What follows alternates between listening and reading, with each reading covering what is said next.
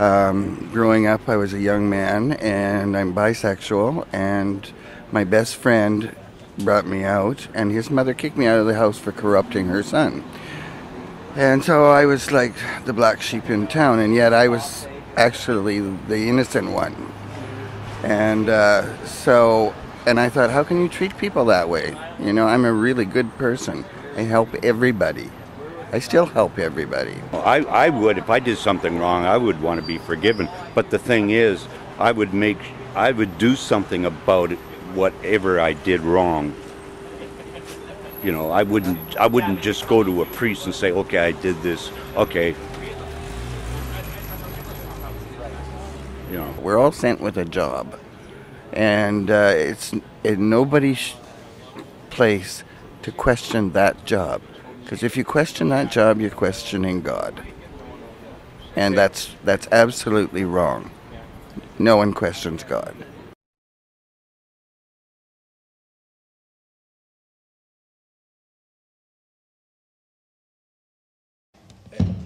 It's a little bit more academic than what we've had so far this morning, and it will speak mainly to, and I'm designing it mainly to people who maybe are on the fence, who really are asking the question. You know, that was really a motivating talk, and it's beautiful, and you're telling me that God is love, God is love, God is love.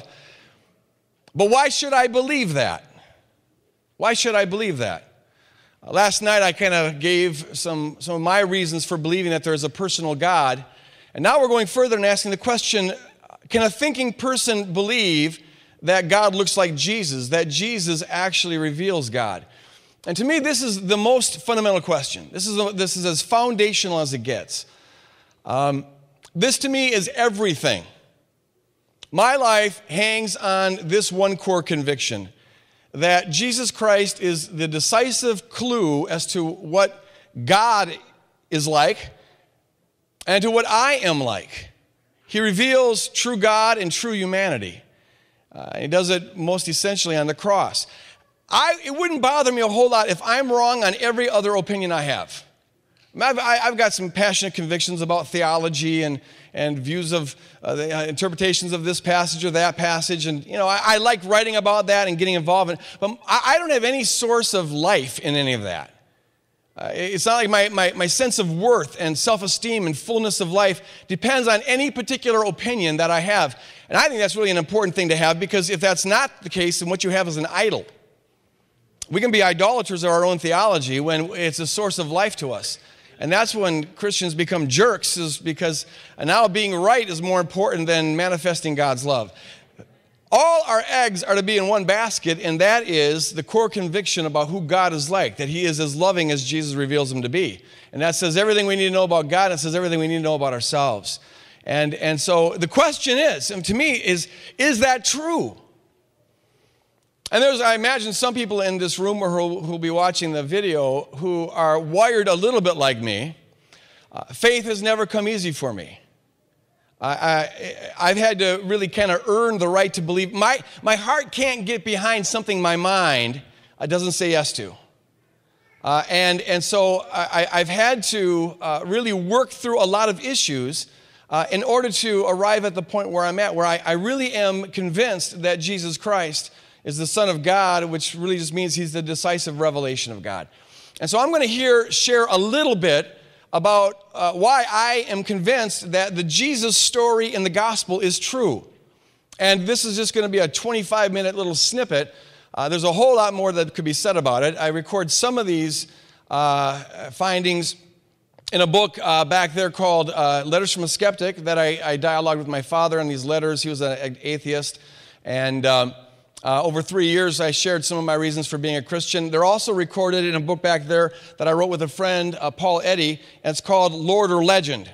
And so if you want to go a little further on the historical investigation of the Gospels and why, you know, a thinking person can, I believe, conclude that Jesus Christ is a decisive revelation of God, I encourage you to pick up those books.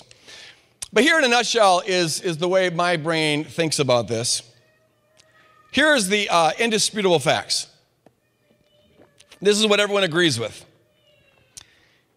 Sometime in the first third or so of the first century, around 30, 40, 50 AD, there's a band of Jewish folks who went out into the world proclaiming a message.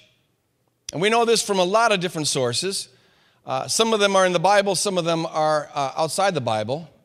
But we know that they preached this message that Jesus Christ, who was a contemporary of theirs, lived this extraordinary life to the point where he had a reputation of being sinless. Not many people are going to leave that reputation hanging around. They claimed that he did these miracles. They claimed that he made these outrageous claims, especially for being in a Jewish environment, that he'd come down from heaven and that he was the Son of God. And most importantly, they claimed that he rose from the dead. And they went out into a hostile environment, started in Palestine and then very quickly spread throughout the Roman Empire. And they went out and proclaimed that he's the Savior of the world and suffered a lot of persecution because of it. We know from a Roman historian, Tacitus, that the Christian movement had grown so fast that by the year 62, 63, and 64 AD, the very vicious Roman Emperor Nero could plausibly blame the burning of Rome on these Christians. That's how they were large enough so that people knew who they were, so that Nero could blame this fire that destroyed a lot of Rome. He could blame it on the Christians, saying that the Christians set this fire, and that justified trying to exterminate them. And so he went on this campaign to try to kill all the Christians, and it was as brutal as anything history ever affords us. He made, they call them Roman candlesticks off of some of these Christians, where he'd impale them on a post and then tar them and light them on fire while he was having dinner, and they're his sort of dinner candles. It was so vicious, the treatment, that Tacitus, who's a hardened Roman historian, even he comments in his history that the treatment was barbaric, even by Roman standards. Okay, that's the indisputable fact. We find the basic message of what the early Christians preached in the Gospels and in Paul's epistles, the earliest writings. These folks were willing to die for this message that this contemporary of theirs, Jesus, made these divine claims, rose from the dead, lived this extraordinary life, and did these miracles, verifying the claims that he was making. Now, it comes down to this. And I'm simplifying this a lot because of for the sake of time, but this is the gist of it. Either they're telling the truth or they're not. Either they're telling the truth or they're not. And if they're not telling the truth, well, you have one or two possibilities. Either they know they're not telling the truth, in which case they're lying, or they don't know that they're not telling the truth. They sincerely believe it, they're just mistaken, in which case they're proclaiming a legend. Those are really your two alternatives. If you're going to dismiss the Jesus story as true, you have to believe it's false.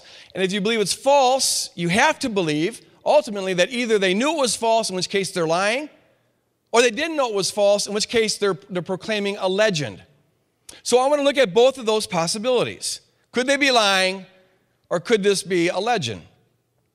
Well, let's first look at the lying hypothesis. Could they be lying? Could they have made it up? It's possible. People make up lies all the time. And history gives us a lot of examples of that. So maybe these Christians were just making this story up. But you got to ask a couple questions. Here's one question. Why would they do that? In any kind of trial where you're trying to convict somebody, the most important thing is to prove a motive. Did they have a motive for lying? Well, it's kind of a hard sell to say that they had a motive for lying. What would their motive have been? It's not like these guys gained a lot from propagating this story. I mean, if they would have been, kind of like some TV evangelists and wearing these Rolex watches and driving in these, Mercedes-Benz and living in mansions and having the nice pools and stuff, you might, there be able to plausibly suggest that they were lying. They had something to gain from it. But the trouble is that the disciples had nothing to gain by propagating this story. Nothing. They knew that this story was heretical, by traditional Jewish standards. They knew this would invite persecution. And yet they went out and proclaimed it. They had no motive for making this up. They had every motive for staying silent about it, and yet they went out and proclaimed this. So it doesn't seem like they were lying.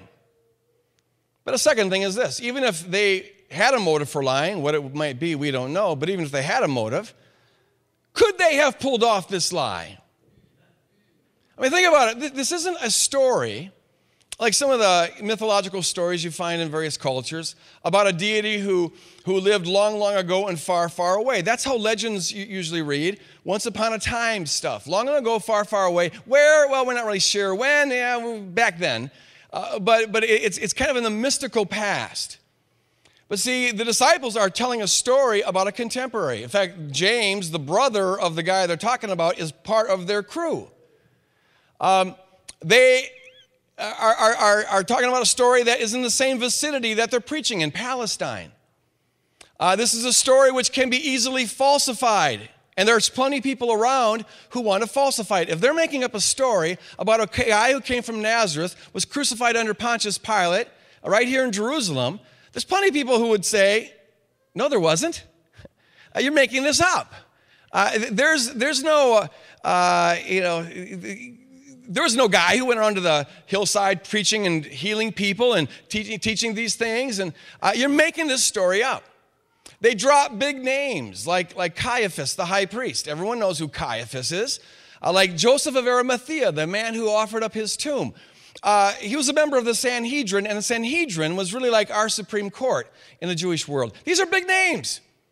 If you want to find out whether it happened, you go and ask them. If this is a lie, it's the easiest falsifiable lie you can imagine, which I think is itself very good evidence that this is not a lie. They would know that they would be vulnerable to being exposed as false very, very, very quickly. So it doesn't seem like the lie hypothesis really flies. And on top of all that, there's just no evidence that these disciples were the kind of people who could lie. There's no evidence that they were lying. And whenever you're going to put forth a historical hypothesis, it's really a good thing to have some evidence for it. A hypothesis for which there is no evidence is a very poor hypothesis. So it doesn't seem like the lying hypothesis is really plausible. And in fact, very, very few scholars accept that. Very few. Which leaves you then one other alternative. And that is that this whole thing is a legend. Could it be a legend? This happens a lot in history. Maybe there's a person who's very impressive in some ways, and stories start to be told about them, and the stories grow. It's the proverbial fish story. The fish gets bigger and bigger and bigger with each telling. And so it's possible that Jesus was some kind of extraordinary guy, maybe even did some sort of tricks, faith healings or whatever.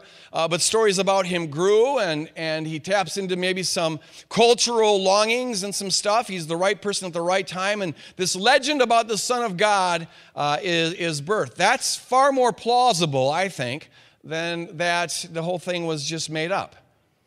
So is that a plausible theory? It's better than the lie hypothesis, but that's not saying much. Here's a few considerations against the legend hypothesis. I'll give 4. One is that you've got the wrong culture. Not all cultures are equal when it comes to the birthing and propagation of legends. Some cultures are far more prone to that than others. For example, in Western culture right now, legends are hard to birth because people tend to be more critical of them. Whereas that was not the case, say, throughout most of the Middle Ages. We find a lot of legends being birthed, supernatural stories, whatever. People are more gullible towards that. The culture is just on a whole more accepting of that, far more than it is today. What you got to know is that ancient Palestine was probably more resistant to legend making than modern Western culture. And the reason is because Palestinian Jews were Orthodox Jews. some of the Jews that were outside of Palestine and what's called the diaspora, they tended to be more secularized and therefore more open to legend making and stuff. But the Palestinian Jews, all the evidence indicates that they remained conservative Orthodox, and they were very resistant to legends precisely because all the pagans around them were telling nothing but legends. Their whole religion was about legends and these heroes and gods coming down and whatever. And the Jews were really resistant to that. What we find is that the closer in proximity, at least there's a tendency in this direction, the closer in proximity Orthodox Jews were to pagans, the more Orthodox they became. They had this countercultural mindset. And so if there's ever a culture that would be resistant to the birth of legends and the propagation of legends, it was the Orthodox Jewish Palestinian culture of the first century, especially a legend about a man being God. And I'll say more about that later on. A second problem, and this one is a huge problem. You don't have enough time for a legend. Legends ordinarily, with very few exceptions, legends usually take decades, even centuries, to be birthed and to grow. The legends about Alexander the Great, for example, we find them popping up about 4 centuries after he lived. That's pretty typical. I remember when I first went to the University of Minnesota, I had been a Christian for about a year, and it took about half a semester for me to lose my faith. I talked about that last night a little bit.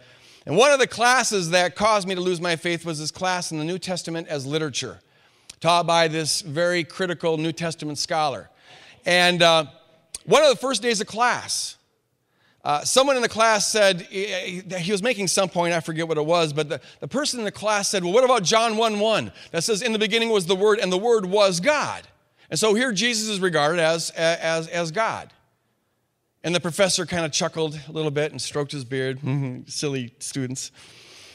He goes, well, you know, Buddha was an atheist. He didn't believe in any kind of God, which is true.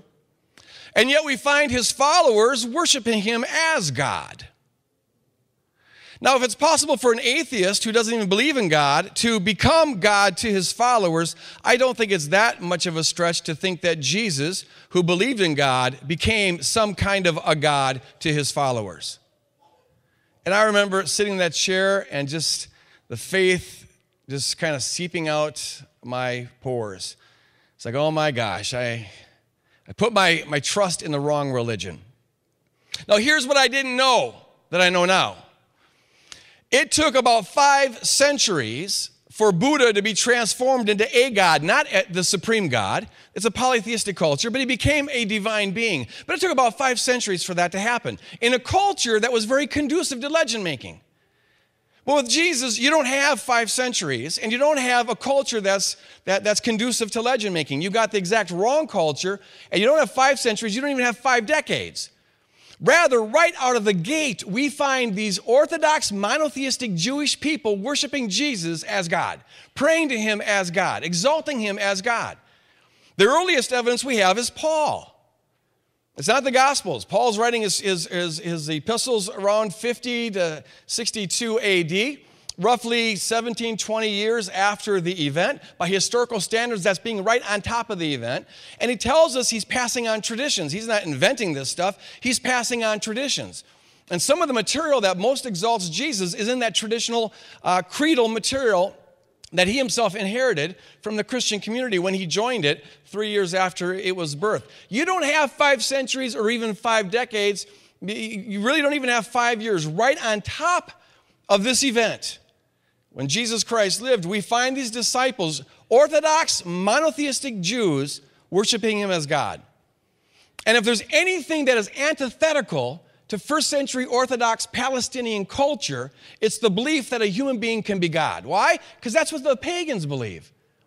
So against their most fundamental convictions as Orthodox Jews, they're worshiping a contemporary Jewish person as God.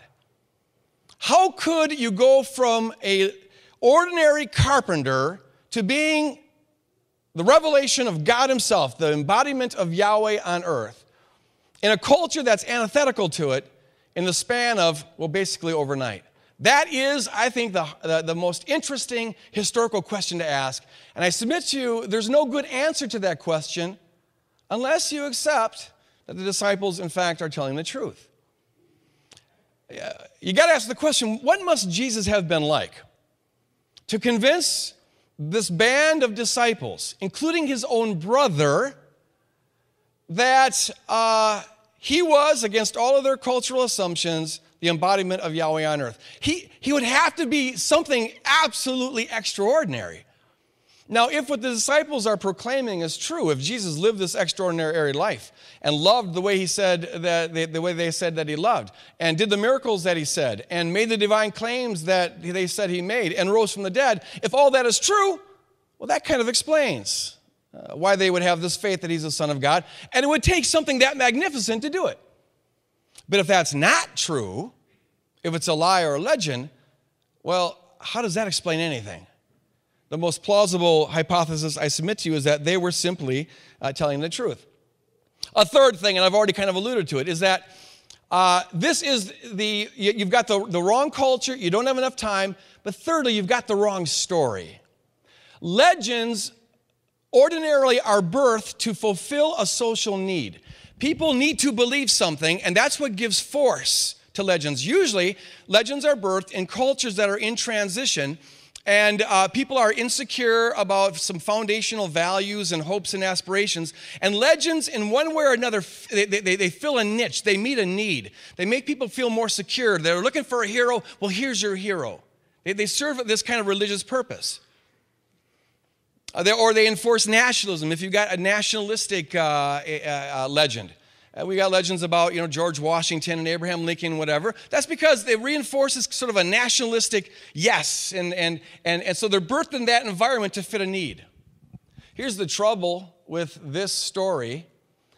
Not only does it not meet the needs and fit the assumptions of the culture, as I just said, it flies in the face of the culture in almost every respect. Here they're proclaiming that Jesus is the Messiah.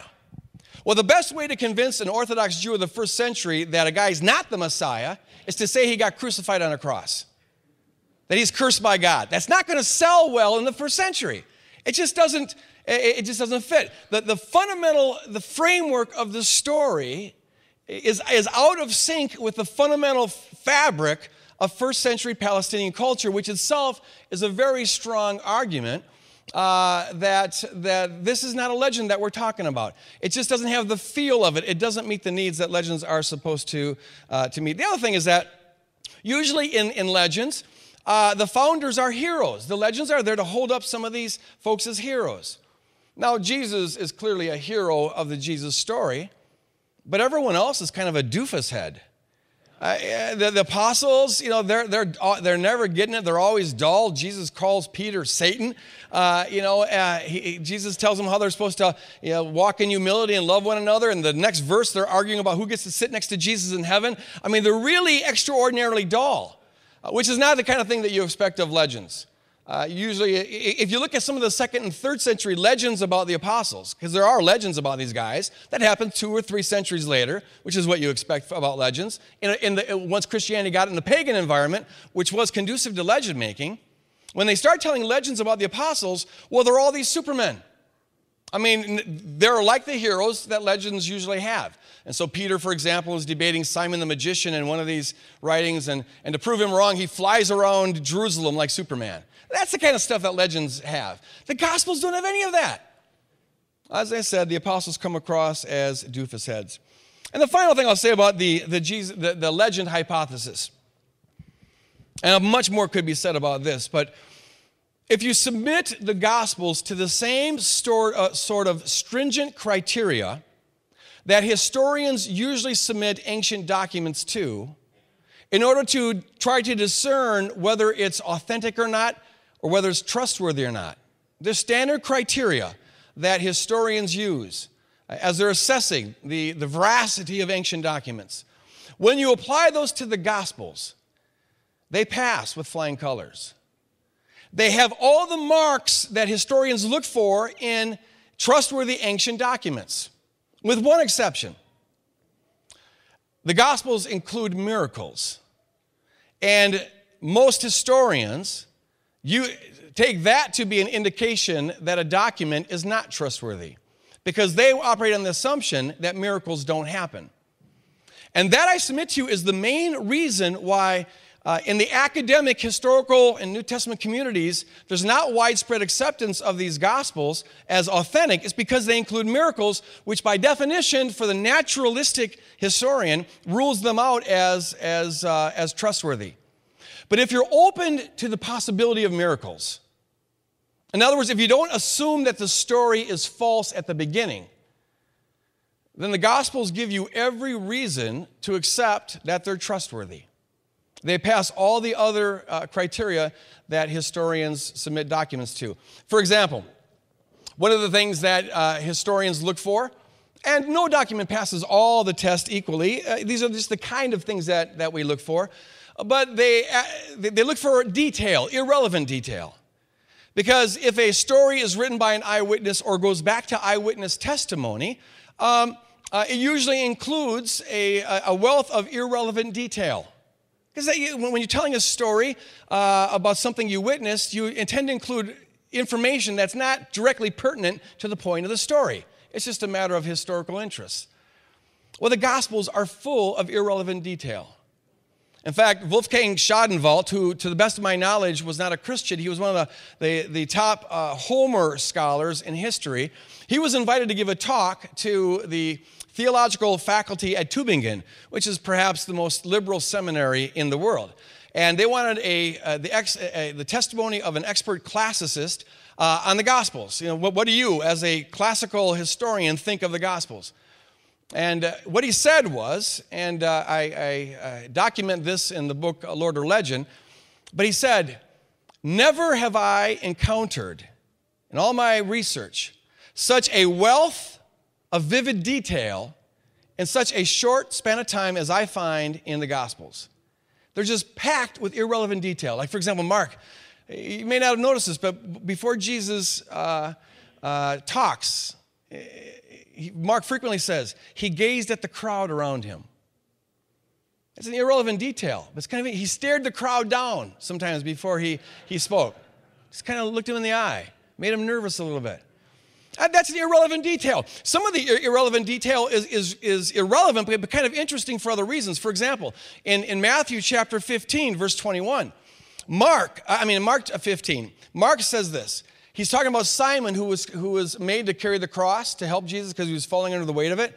And he says, this was Simon of Cyrene.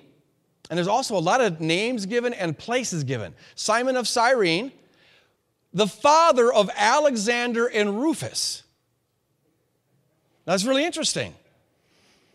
Because, first of all, it doesn't contribute to the storyline at all. It's just a little historical detail. But what does it tell you? It tells you, now he's explaining who Simon is by reminding his audience that this is the father of Alexander and Rufus. Well, that only works if the audience knows Alexander and Rufus. And poor Rufus has a name like a dog. Yeah. But it was a rather common name in the ancient world. And so, clearly his audience, he's writing to an audience that's within one generation of the event. It also tells you that apparently Simon, who was made to carry the cross, somehow ended up becoming a believer because his kids are now in the church. See, it's that kind of detail that historians look for. They tell you, hey, this is an early document, very early, and it's given us this detail, which has all the markings of an eyewitness testimony. What's really interesting is that some of the detail is counterproductive. It's detail that you would have thought the disciples would have left out. Certainly, if they're passing on a legend, let alone making up a lie, it's the kind of detail that they would have conveniently forgot about. They certainly wouldn't have made it up. For example, Herb talked about Jesus' cry on the cross, my God, why have you forsaken me?" Now, he gave a great explanation for why Jesus would say that. But what's really interesting is that it requires an explanation. If you're trying to sell a story that a man is himself God, I'm thinking the last thing you're going to want to admit is that he cried out, my God, why have you forsaken me?" while he was on the cross. And you wouldn't want him on the cross in the first place. But if you're going to have him on the cross, leave all that detail. It's a puzzling detail. It's not going to help you sell your case. What's amazing is that the disciples include it. Now, I think it's one of the most profound details in the entire Word of God for all the reasons Herb gave, because it tells you the depth to which God was willing to sink as a way of reconciling us into himself.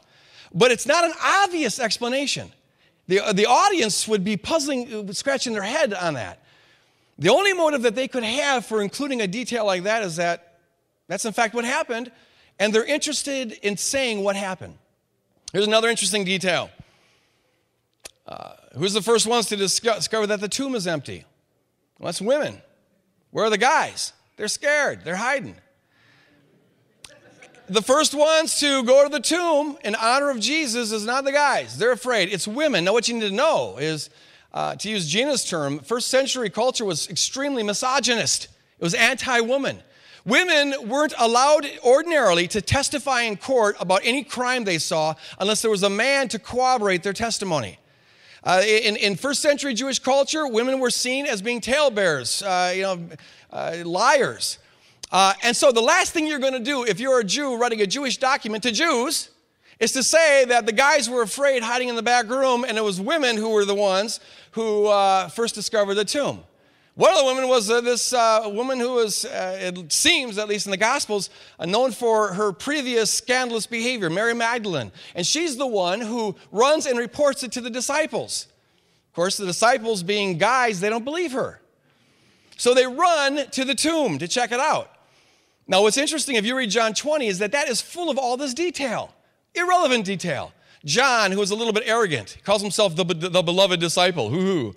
But that's a human element, I think, that's in the Bible for a good reason. It tells us that this is written from a very human, authentic perspective. John says that they ran to the tomb, but he got there first. Who cares? But then Peter got there huffing and puffing because he's this burly, fat fisherman. So he then bends to go into the tomb. That's interesting. He had to bend to get into the tomb. Why? Because we know that wealthy tombs, the kind that Joseph of Arimathea, a member of the Sanhedrin, would have offered, were built low to the ground. And so there's a corroborating little detail there. He bends and looks in. And then the other disciple looks in and believes. It doesn't say that Peter believed. The beloved disciple believes. And then he looks at the clothes that's there. And some of the clothes is folded up nicely. But the cloth that was around his head is in the corner. Or maybe it's the other way around. I forget. But who cares? It's irrelevant detail. But here's Jesus. He rises from the dead and he takes the time to fold some of his clothes. But he doesn't the other one. He throws it in the corner. Why? We don't know. But see, that's the point. This is the kind of thing, as John is recalling what he saw and passing it on in the tradition, he's including all these sorts of irrelevant detail. The point is this, that we have every reason in the world to think that these disciples would not and could not have been lying. Nor do we have any reason to believe that they're passing on a legend. That's a better theory than the lie hypothesis, but it's not a very good theory. Everything, aside from the fact that it includes supernatural miracles, everything else about it testifies that it's passing on true history. And so it forces us with this question. What are you going to do with that? What are you going to leverage your life? You're exercising faith no matter what you do. Now think about this. We always think faith is a religious thing. But actually faith is just a human thing. However you live, you are living by faith. You can leverage everything on the trust, on the hope that the disciples weren't telling the truth, that Jesus Christ is not Lord, maybe that there is no God, and you're going to live a certain way because of that, or you can leverage everything on the faith that they were telling the truth, and now live your life submitted to Jesus Christ. Those really are your options, but you're exercising faith either way. But not all faith is equal. Some faith is more rational than other faith. It takes faith to get on an airplane, but that's a pretty good faith because usually they fly. But sometimes they don't. There's always a little bit of risk involved. But the person who has a fear of flying, they're also exercising faith because they're going to live their life as though planes were never safe. Either way, you're exercising faith. What is your faith going to be? What I want to say here this morning is that the reasonable faith, I believe, is that, in fact, the disciples were telling the truth. And see, if they're telling the truth, then that means this. What Herb was talking about earlier about this outrageously loving God is not just a nice story. It's a story that's rooted in reality. God really does exist, and he really has revealed himself in the person of Jesus Christ. And the same disciples that pass on this story tell us things like this. He was the Word of God. That means the Logos. It's the revelation of God. Whenever God reveals himself, it's going to look like Jesus. He is the image of God, Colossians 1:15. He's the form of God. God takes on a form, Philippians 2:6. Hebrews 1 that we read last night says he is whereas times past God spoke through the prophets in diverse ways, in these last days he's spoken through his own Son, who is the exact representation of his very essence. Everything else was sort of an approximation, little glimpses, here and there. But now God has bet the house. He's come to us himself in the person of Jesus Christ, and he says, here's what I'm really like. Against all of your false conceptions of God, all the things the enemy has told you, all the lies in your head, all the assumptions that you've had, all the things you think you know about God, wipe them all away, because here's what God really is like. He's a God who will leave the bliss of heaven, become a human being, die a hellish death on the cross. Why? Because he's absolutely madly in love with you and wants to spend eternity with you. That's the true God. That's the real God. That's what he's really like. That kind of outrageous love. Amen. If you understand the gospel story in its original environment, it is the most beautiful love story that could ever be told.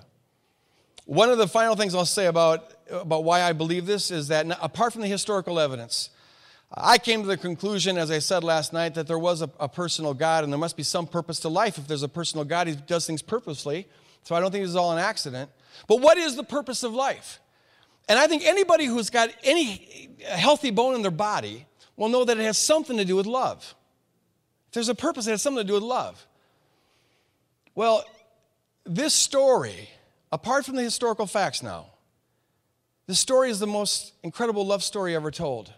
About a God who crosses an infinite distance and suffers the opposite of himself. God made him to be sin, who knew no sin. He goes to the furthest extreme imaginable for a beloved who could deserve it less.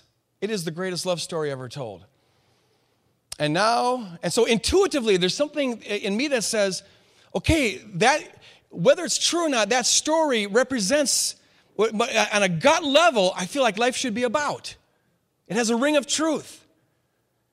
And now, as you look at the historical data I submit to you, you have every reason to believe that that story is in fact true. And now everything is explained. You can know why you think that love is the purpose for everything, because you're made for love. You're created for love. You're created out of a God of infinite love for the purpose of dancing forever in that infinite love. And this is how God expresses his infinite love towards you. You could not right here, right now, no ifs, ands, or buts, be more loved than you are right now. God burns in his love towards you with the very essence of his being. He doesn't have a secondary love or an accidental love or a quasi-love towards you. His love doesn't waver based on your performance or anything of the sort. His love is expressed on Calvary, and that was for you. No ifs, ands, buts, or take-backs. The only remaining question is, will you open up your heart to that? And let yourself be loved like that? Because the promise, as we started this talk off with, is this. If you'll just accept that, the love of Christ will compel you. You'll find yourself being changed. Your desires changed, your life changed, your perspective changed, and now you're beginning to enter into life as God always intended us to live it. Open your heart up to him.